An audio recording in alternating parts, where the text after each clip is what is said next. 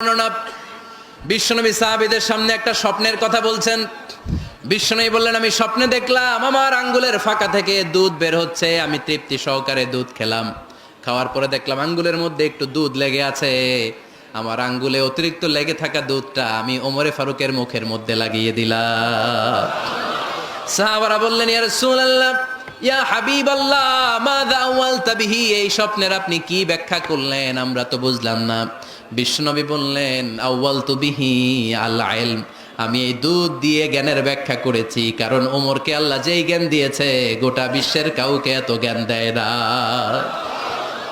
এজন্য স্বপ্নে যদি কেউ দেখেন যে আপনি দুধ খাচ্ছেন, তার মানে আল্লাহ তাআলা আপনার জ্ঞান বাড়ায় দিবে।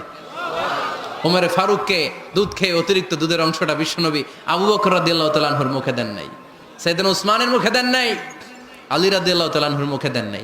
স্বপ্নে ওই অতিরিক্ত লেগে থাকা দুধটা বিশ্বনবী ওমরে ফারুকের ঠোঁটের